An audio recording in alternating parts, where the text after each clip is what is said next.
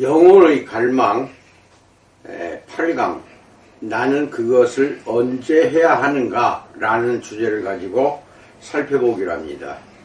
버나드 베렌스는 할 수만 있다면 붐비는 거리 모퉁이에서 모자를 손에 들고 서서 지나가는 사람들에게 그들이 가진 시간을 모두 달라고 구걸하고 싶다라고 말합니다. 헨리 트웰스는 내가 어릴 적 울고 웃을 때는 시간이 기어갔다. 내가 젊은 시절 꿈을 꾸고 이야기할 때는 시간이 걸어갔다.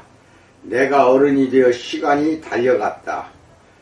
그러다 내가 늙으니 시간이 날아가고 있다.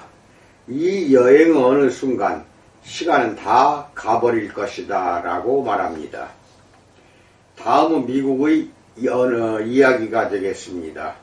직장인들의 3분의 2가 스마트폰을 갖고 있다는 리서치 결과가 있다.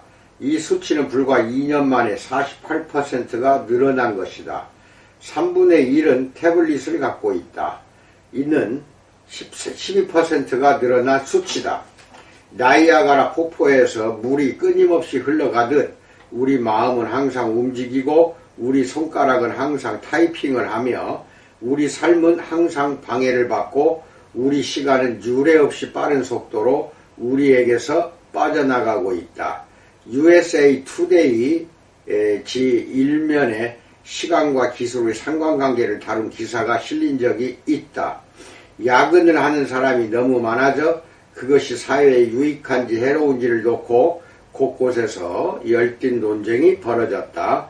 통신으로 연결해주는 기기들의 폭발적인 사용으로 퇴근 후에도 일하는 직원들은 일터에서 한 가지 도미노 현상을 일으켰다.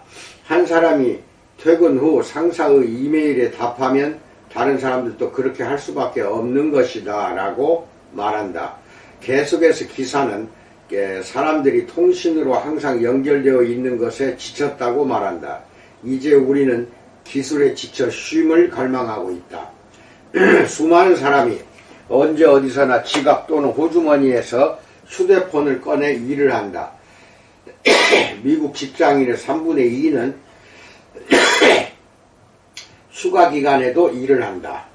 통신망이 항상 연결되어 있는 탓에 우리의 잠과 운동, 관계가 심각한 방해를 받고 있다. 일과 여가, 가족 사이의 경계가 허물어진 지금 시간관리가 그 어느 때보다도 중요해졌다라고 이야기합니다. 첫 번째, 시간 그리고 삶의 청지기 정신에 대해서 알아봅니다. 현대인들은 열심히 일할수록 더 시간이 부족함을 느끼는 듯합니다. 물리학자이자 교육자인 리처드 스웬스는 이렇게 말했습니다. 우리는 시간이 없다, 부족하다, 충분하지 않다고 말하면서 더 많은 시간을 얻으려고 애를 쓰고 있다. 우리는 시간을 빌려보지만 시간의 빚만 더 쌓일 뿐이다. 결국 시간이 오히려 더 적어진다라고 말합니다. 그는 많은 일터가 적은 시간에 많은 일을 할 방법을 찾기 위해 애를 쓰고 있다고 말합니다. 이런 긴박감은 시간에 대한 압박감과 스트레스를 낳는다. 그야말로 위기의 시간이다 라고 말합니다. 1. 시간의 정의.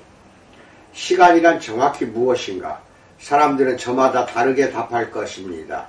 시간의 사전적 정의는 연대의 단위 혹은 정해진 기간입니다. 나는 시간을 우리가 청지기로 맡은 삶을 소비하는 것으로 정의하고 싶습니다. 우리가 시간의 청지기인 것은 우리 삶이 우리 자신의 것이 아니기 때문입니다. 우리는 업무 시간, 가족을 위한 시간, 여가 시간, 낮잠 시간, 식사 시간처럼 시간을 분리해 생각하는 경향이 있습니다. 하지만 사실상 이 모든 시간은 하나님의 시간입니다. 따라서 우리는 시간을 잘 사용해야 합니다. 엘리자베스 엘리엇도 같은 의미의 말을 했습니다. 시간은 피조물이요 선물이다. 우리는 시간을 더 만들 수 없다. 그저 시간을 받아서 충성스럽게 사용하는 청지기만 될 수 있다라고 말합니다. 하나님은 모든 사람에게 삶을 맡기셨는데 시간이 삶이고 삶이 시간입니다. 그러므로 하나님이 내게 주신 24시간을 어떻게 사용하느냐 하는 것이 우리가 던져야 할 중요한 질문입니다. 어떤 사람들은 시간과 분초를 사용하는 좋은 습관을 갖고 있습니다. 반대로 건강하지 못한 습관을 가진 사람들도 있습니다. 한편 사람은 누구나 자기만의 습관을 갖고 있는데 어떤 습관은 중독인 경우도 있습니다. 미국의 이야기입니다. 우리 딸이 아직 초등학교에 들어가기 전 중독에 대해 이렇게 물었다. 아기 담요에 대한 내 마음과 비슷한 것인가요? 딸아이는 아기 담요에 대한 애착을 오랫동안 버리지 못했다. 그리고 이렇게 물었다. 5살이 되면 아기 담요를 그만 사용하겠다고 했지만 지금도 그것이 없으면 잠을 자지 못하잖아요. 이게 중독인가요? 이번에는 우리 장남이 물었다. 야구 카드 같은 건가요? 가질수록 더 갖고 싶어지는 것 말이에요. 이게 중독인가요? 우리가 시간을 사용하는 습관은 건설적일 수도 있고 파괴적일 수도 있다. 이 습관은 좀처럼 바꾸기 힘들다. 다시 말하지만 빨리 갈수록 더 뒤처지기 때문에 시간은 우리를 좌절하게 만든다 라는 일화가 있습니다. 이 시간에 관한 역사, 사람이 시간에 대해 갖는 좌절감은 오래전 시작되었다. BC 200년 플라우투스라는 사람은 해시계를 저주했다. 신들은 처음 시간 구분법을 발견한 사람을 혼란스럽게 만들었다. 그는 이곳에 해시계를 설치해 나의 하루를 짜증날 정도로 잘게 쪼갰다라고 말한다. 시간에 대해 이런 기분을 느껴본 적이 있습니까? 거의 50년 전 미래학자들은 미래 세대가 해결해야 할 가장 큰 문제점 중 하나가 남는 시간을 어떻게 사용할지 결정하는 일일 것이라고 예측했습니다. 전문가들 1967년 한 상원 소위원회에서 1985년이 되면 사람들이 일주일에 22시간, 1년에 27주를 일하고 38세에 은퇴할 수 있을 것이라고 주장했습니다. 그로부터 약 50년이 지났습니다. 과연 현실은 어떠한가요? 미국의 이야기입니다. 경제학자 E.F. 슈마어는 이렇게 말했다. 역설적이게도 노동력과 노동시간을 줄여주는 장비들이 쏟아져 나오는 이 기술산업 사회에서도 사람들에게는 정말로 중요한 정신적 활동에 쏟을 시간이 여전히 부족하다. 오히려 열정이 엄청난 사람이 아니고서는 이런 활동을 위한 시간을 내기가 더없이 힘들어졌다라고 말합니다. 슈마어는 이렇게 분석합니다. 현 사회에서 실제로 가능한 여가 시간의 양은 노동절감 기술의 양에 오히려 반비례한다고 말합니다. 요컨대 사회가 발달할수록 우리의 시간은 더 줄어드는 것입니다. 미국에서는 시간이 우리의 종이 아닌 주인인 듯 합니다. 그러나 미국의 양상과 반대인 나라도 많습니다.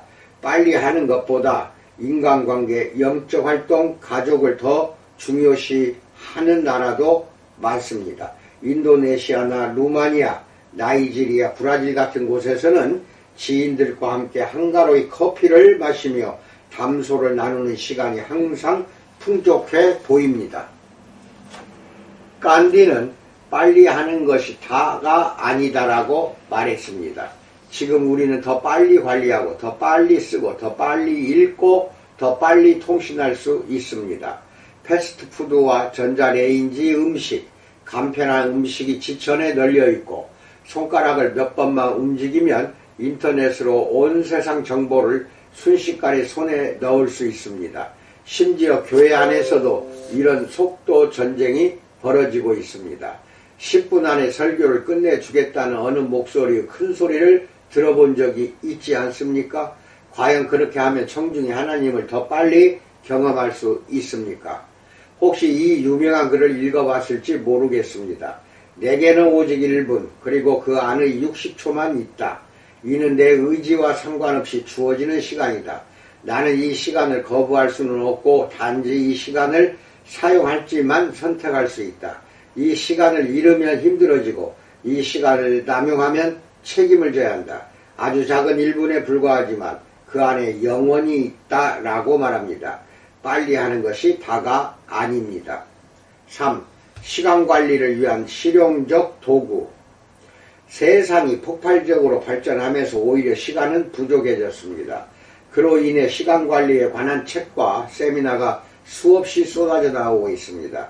이런 세미나에 참석하거나 책을 읽을 시간만 낼 수 있다면 꽤 도움이 될 것입니다.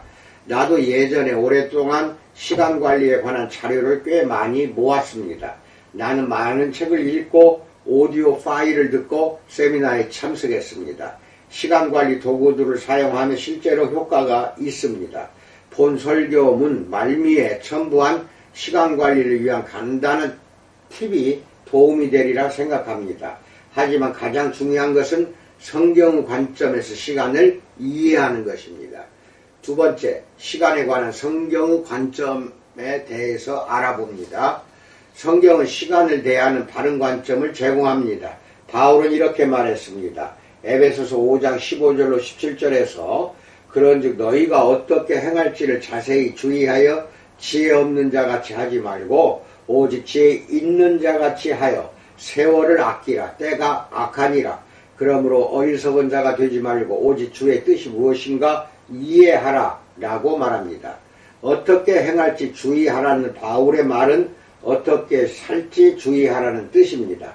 따라서 이 말은 이렇게 해석할 수 있습니다. 자신의 삶을 철저히 조사하라 라고.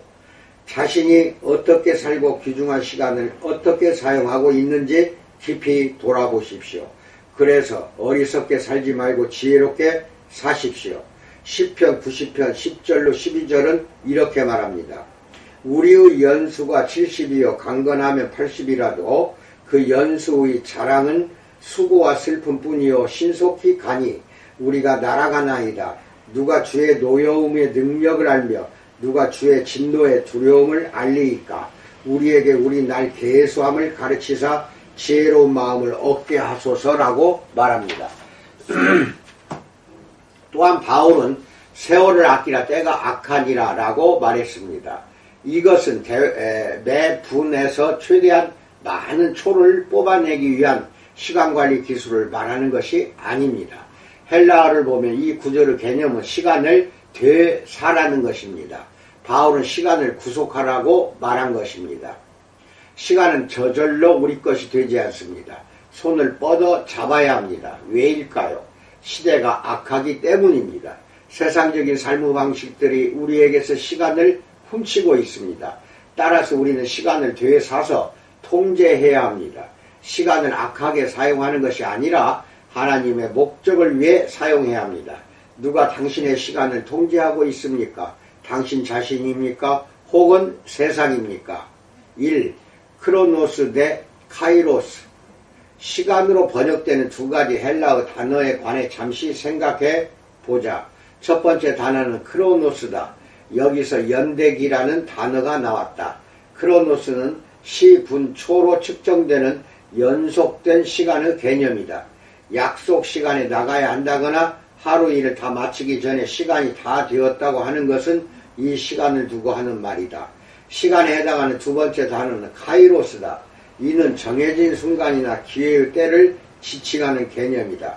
이는 뭔가 특별하고 정말로 기억에 남는 일이 일어난 순간 시간이 멈춘 것 같은 경험을 의미한다. 크로노스는 양적 개념이고 카이로스는 질적 개념이다. 크로노스는 분과 초이고 카이로스는 특별한 경험과 기회의 순간이다.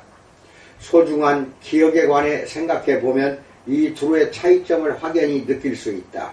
2년 전 오후 3시 17분에 우리가 함께했던 경험을 기억하니? 라고 말하는 사람은 있어도 2008년 10월 14일을 기억하니? 라고 말하는 사람은 별로 없다. 우리가 어떤 일이나 만남을 기억하는 것은 날짜나 시간 때문이 아니라 그 순간의 의미 때문이다. 날짜와 시간이 진정한 순간이 될 때 비로소 의미가 생긴다. 따라서 우리는 언제나 분과 초가 아닌 의미 있는 순간을 위해 살아야 한다. 세 번째, 시간을 초월하는 진리에 대해서 알아봅니다. 미국의 이야기입니다. 1863년 11월 19일 펜실베니아주 게티스버그의 핏빛 전장에서 봉헌 예배가 드려졌다.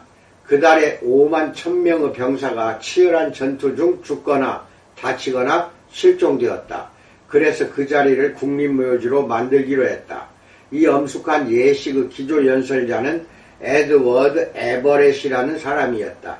주지사이자 하원 의원을 지낸 이 69세의 정치인은 세련된 언어 구사력과 남다른 애국심, 대중의 인기를 한몸에 받는 뛰어난 연설가였다. 이 역사적인 모임의 연사로서 그 외에 다른 사람은 생각할 수 없었다. 그런데 우여곡절 끝에 이 예배의 주최 측은 에이브러햄 링컨 대통령도 초청하여 그에게도 몇 마디 적절한 말을 부탁했다. 행사 당일 에버렛은 순서에 따라 연단에 올라 화려한 제스처와 함께 완벽히 외운 연설문을 멋들어지게 낭독했다. 링컨 대통령을 비롯한 모든 사람이 그의 뛰어난 언변에 감탄했다. 마침내 1시간 57분에 걸친 연설이 끝나자 열화와 같은 박수가 터져나왔다. 잠시 후 링컨이 연단에 올랐다. 그런데 그의 원고는 사랑하는 조국이 처한 전시 상황에 대한 깊은 슬픔 속에서 직접 쓴 2페이지가 전부였다. 그는 제스처가 거의 없었지만 뜨거운 열정으로 게티스버그 연설을 했다. 연설은 겨우 2분 만에 끝났다. 그로부터 150여 년이 흐른 지금 에드워드 에버렛의 2시간이 넘는 연설 중 단 한 줄조차 기억하는 사람이 없다. 하지만 링컨이 깊은 확신과 분명한 목적의식으로 열정을 다해 전한 2분짜리 연설은 미국 역사상 가장 감동적인 연설로 회자되고 있다. 이 사실은 크로노스와 카이로스의 차이를 분명하게 보여준다. 네 번째, 카이로스를 추구하라에 대해서 알아봅니다. 바울은 세월을 아끼라고 말할 때 크로노스라는 단어를 사용하지 않았습니다.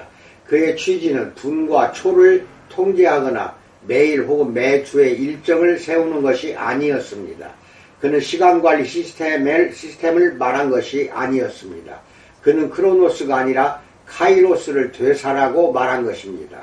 지금 우리는 카이로스, 즉 곧 하나님이 우리에게 주시는 기회에 관한 이야기를 하고 있는 것입니다. 바울의 말은 이렇게 해석할 수 있습니다. 이 시간을 적극적으로 되사지 않으면 하나님이 주시는 카이로스를 놓치게 될 것이다 라고 해석할 수 있습니다. 카이로스를 꼭 붙잡으십시오.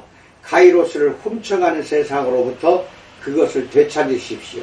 중요한 카이로스를 놓친 노아시대 사람들을 생각해 보십시오.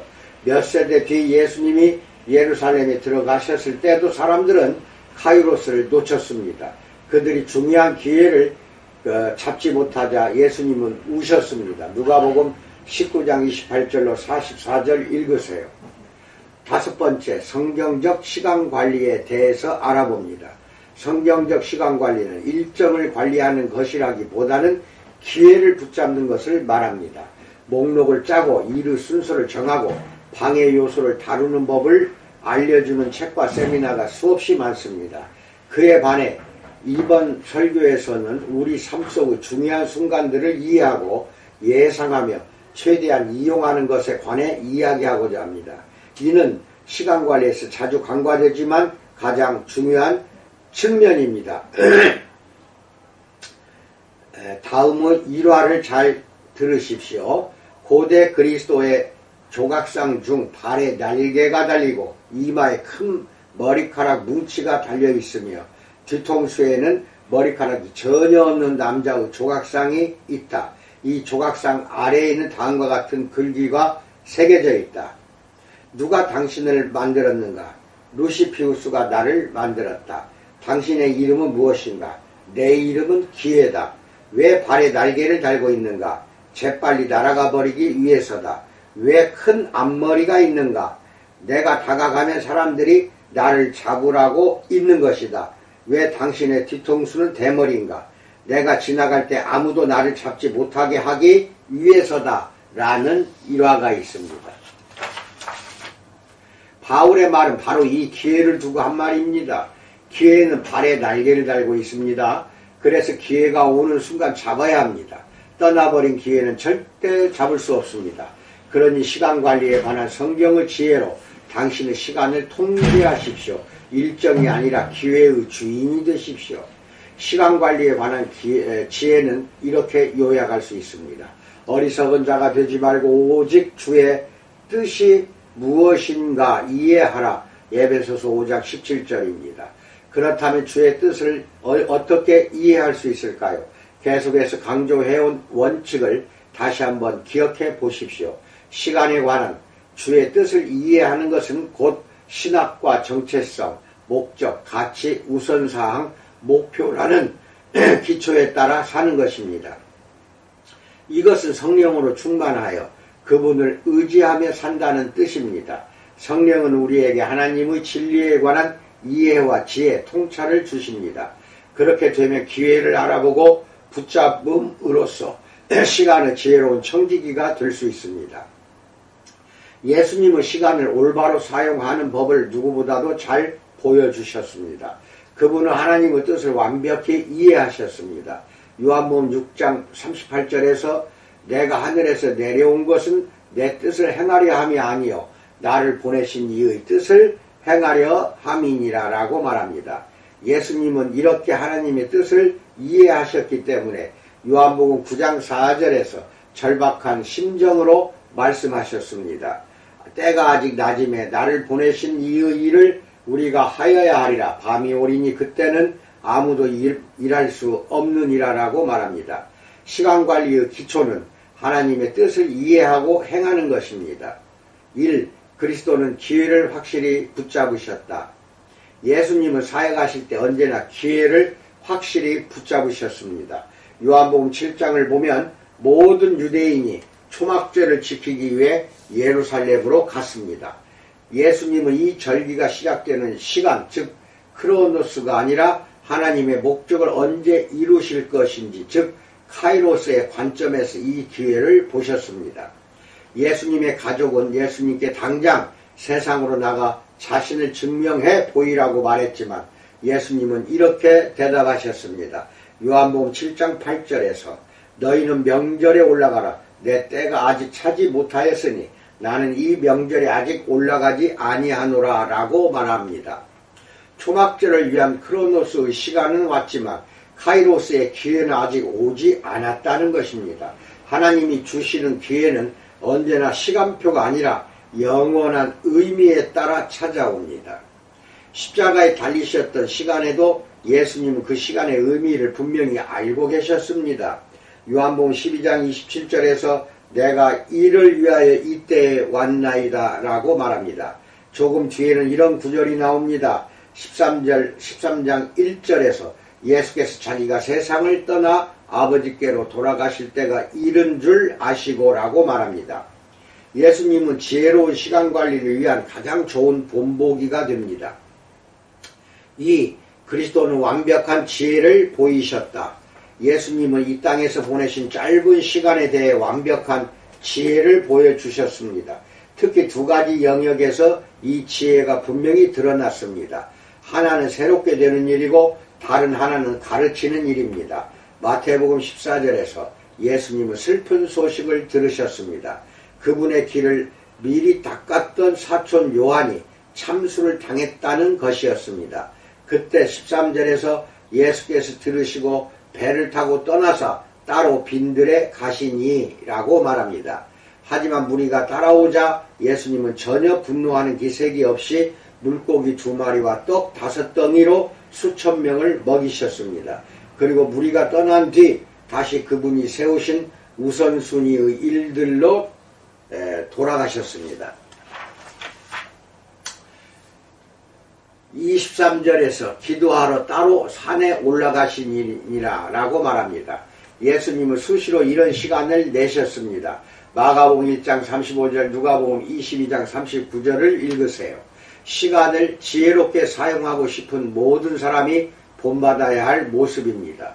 또한 예수님은 자신의 인격과 삶을 다음 세대에 전해줄 사람들에게 시간을 투자하는 모습으로 지혜를 드러내셨습니다. 죽음의 시간이 다가오자 예수님은 수제자들과 점점 더 많은 시간을 보내셨습니다. 그분이 돌아가시기 직전 겟세마네 동산에서 아버지께 드리신 기도에서 이런 투자의 열매를 확인할 수가 있습니다. 요한복음 17장 4절과 6절에서 아버지께서 내게 하라고 주신 일을 내가 이루어 아버지를 이 세상에서 영화롭게 하였사오니 세상 중에서 내게 주신 사람들에게 내가 아버지의 이름을 나타내었나이다. 그들은 아버지의 것이었는데 내게 주셨으며 그들은 아버지의 말씀을 지켰나이다 라고 말합니다. 예수님은 시간을 지혜롭게 구속하는 것이 무엇인지를 완벽하게 보여주셨습니다. 여섯 번째, 크로노스의 혼란 속에서 카이로스 찾기에 대해서 알아봅니다.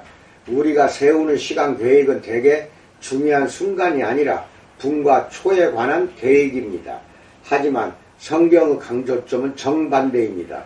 그렇다고 해서 구조와 질서를 무시하라는 뜻은 아닙니다.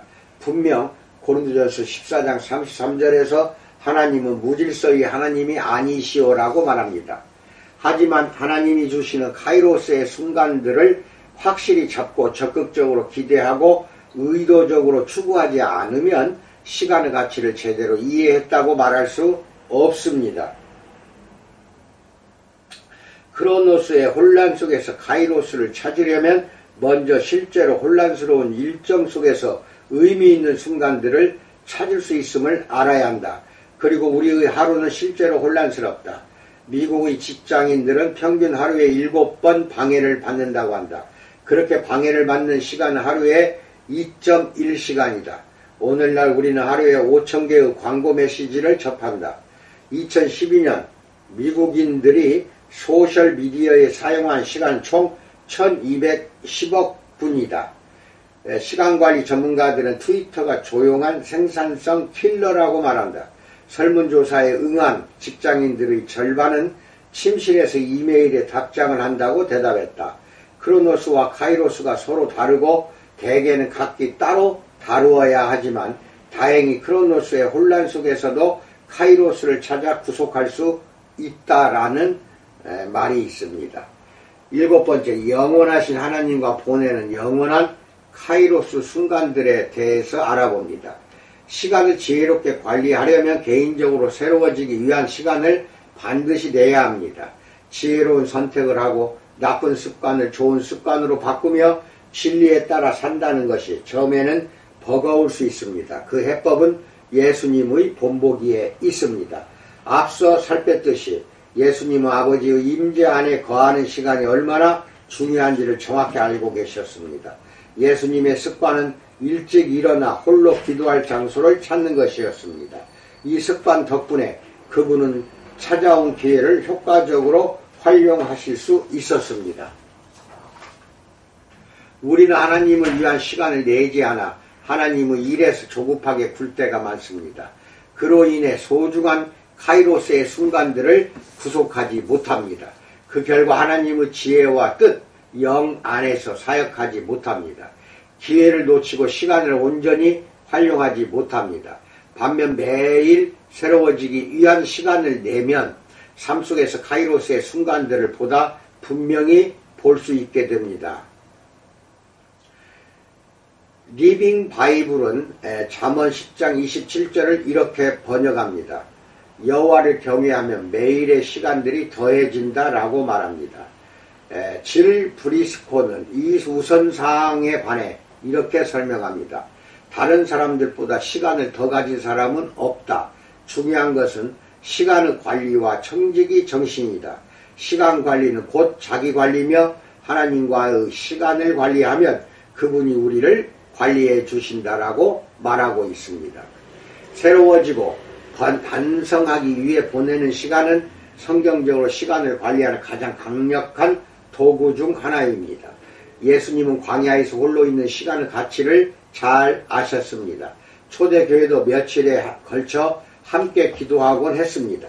성경에 나오는 위대한 인물들은 하나같이 새로워지기 위해 많은 시간을 냈습니다. 그들은 세상 속으로 나가기 전에 먼저 혼자만의 시간을 가져야 한다는 것을 알았습니다. 하나님과 보내는 시간은 진정한 통합을 위한 필수 조건입니다. 시간을 사용하는 것을 자신의 신학과 통합하려면 그 신학의 하나님과 시간을 보내는 것이 매우 중요합니다. 자신의 정체성, 목적, 가치, 우선사항, 목표에 대해서도 마찬가지입니다. 영적으로 새로워지기 위한 시간을 소중히 여기면 인생이 달라집니다. 8번째, 영혼들을 위한 영원한 카이로스 순간들에 대해서 알아봅니다. 카이로스 삶의 가장 중요한 요소 중 하나는 우리 일상 속으로 들어오는 사람들에게 늘 마음을 일러주는 것입니다. 그들에게 영원한 영향을 미칠 준비가 되어 있습니까? 아니면 자신의 일정이 바빠 하나님이 주시는 목적을 까마득히 잊고 있습니까?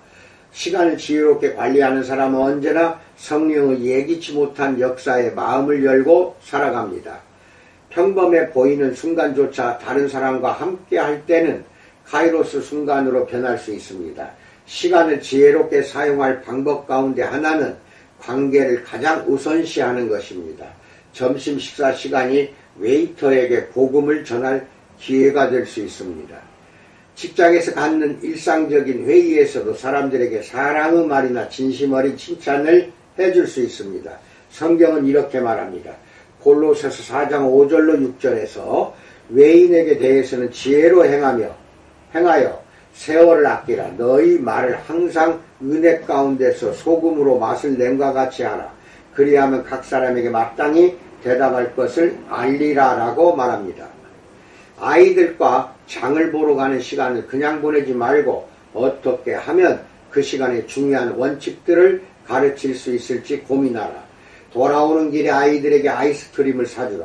맛있게 먹는 아이들을 보며 그 아이들이 당신에게 얼마나 또 왜 중요한지를 설명해 주라. 그렇게 하면 평범한 시간이 의미 있는 순간으로 변한다. 라는 말이 있습니다. 영혼의 관점에서 시간을 최대한 활용하기 위한 또 다른 방법은 일상 속에서 하나님을 만나는 것입니다.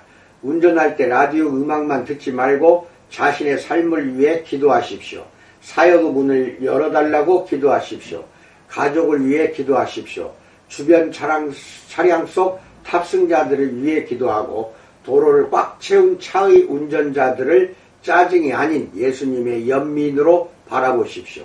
이런 기도를 현장 기도라고 합니다. 우리는 언제 어디서나 기도할 수 있습니다. 심부름이 영혼과의 만남이 되고 평범한 시간이 영원한 의미가 있는 순간으로 변할 수 있습니다. 시간 관리를 돕는 현대의 도구들은 정해진 시간에 더 많은 일을 하는 법에 초점을 맞추지만 하나님의 지혜는 더 많은 삶을 영원한 의미 있는 순간들로 바꾸는데 초점을 맞춥니다.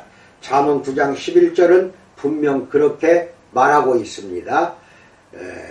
나 지혜로 말미암아 네 날이 많아질 것이요 네 생명의 해가 네게 더하리라 라고 말합니다. 9번째, 우리의 덧없는 날을 계수하라에 대해서 알아봅니다. 이 땅에서 우리에게 남은 시간이 얼마나 적은지를 일깨워주는 다음 이야기를 평생 잊지 못할 것 같다. 라이프 액션이라는 사역단체의 창립자 델 페센펠드 주니어는 지인이 오토바이 사고로 세상을 떠난 슬픔을 접하고 다음과 같은 글을 남겼다. 인간의 관점에서 보면 데이비드의 죽음은 충격과 슬픔이었다. 데이비드는 22살 된 건강한 대학생이었다. 그는 베풀기를 좋아했고 마음이 한없이 넓었으며 사람들을 사랑할 능력이 거의 무한대에 가까워 보였다. 그는 목회자의 삶을 살기 위해 공부하고 있었다. 이 헌신적인 청년의 가능성은 무한해 보였다.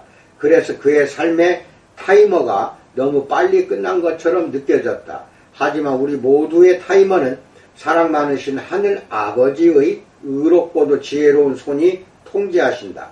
우리는 마음대로 미래를 예상한다. 내일부터는 영적 성장을 위해 정말로 노력하겠어. 이 일만 끝나면 가족과 더 많은 시간을 보내겠어. 조만간 훔친 물건을 배상해 주러 가겠어. 언젠가 부모님께 용서를 구해야지. 이런 식으로 우리는 내일의 세상 속에서 살고 있다. 문제는 내일이 오지 않을지도 모른다는 것이다. 시편 90편에 따르면 하나님은 우리에게 평균 70년의 세월을 주십니다. 70년이면 25,550일입니다. 나는 그중 이미 14,000일을 사용했습니다.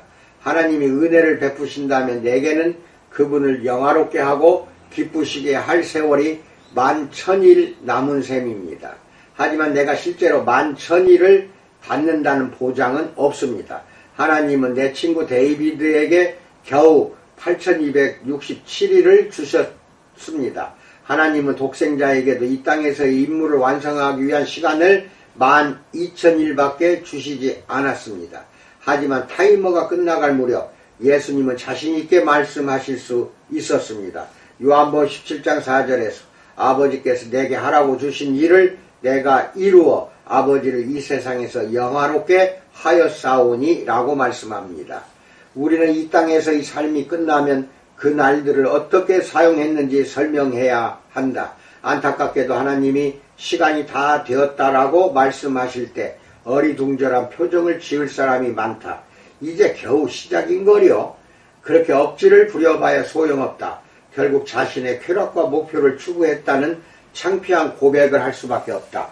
말로는 예수 그리스도가 주인이라고 하면서 실제로는 자신을 위해서 살았노라 인정할 수밖에 없다. 오 주님, 저희에게 저희 나를 계수하는 법을 가르치소서.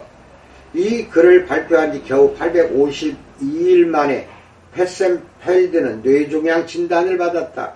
그로부터 235일 뒤 그는 아내와 5자녀를 남긴 채 세상을 떠났다. 위에 글에서 그는 이미 산 14,000일에 더해 11,000일을 더 살지도 모른다고 말했는데 겨우 1,000일 정도를 더 살았다.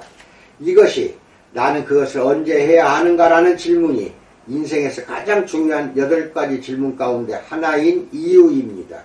이 질문을 던져야 할 시간은 내일이나 다음 주가 아니라 바로 오늘입니다. 하나님이 당신 마음을 움직이셨다면 지금 당장 그 기회를 붙잡으십시오. 날마다 새로워짐으로 삶을 성경적으로 사용하여 시간과의 싸움에서 승리하십시오. 에드거 게스터가 쓴 시를 낭독합니다. 내일은 최고의 인간이 될 생각이었다. 누구보다도 친절하거나 용감해질 생각이었다. 어려움에 처하고 지친 친구, 격려가 필요한 친구, 내일은 그에게 전화를 걸어 무엇을 해줄 수 있는지 알아볼 생각이었다. 매일 아침, 내일 쓸 편지들을 수북이 쌓았다. 내일 기쁘게 해줄 사람들을 생각했다. 안타깝게도 오늘은 바빴다. 그래서 일을 멈출 시간이 없었다. 그래서 이렇게 말했다. 내일은 다른 사람들에게 더 많은 시간을 투자해야겠어. 내일은 최고 일꾼이 될 생각이었다. 그가 내일을 보았다면 세상이 그를 알았을 것이다. 하지만 그는 죽었다. 그는 시야에서 사라졌다. 그가 생전에 이 땅에 남긴 것은 내일 하려고 한 산더미 같은 일뿐이었다. 아멘. 카이로스 시간, 즉 여러분 인생에서 의미 있는 그 시각을 말합니다. 그 시각 붙잡으십시오. 그 의미를 되살리고 되찾으십시오. 여러분과 나는 시간을 하나님한테 받아서 관리하고 지켜나가는 청지기들입니다. 이 점을 잊지 마시고 오늘 남은 시간도 우리 주님의 은혜 속에서 풍성한 삶을 마치시기 바랍니다. 감사합니다.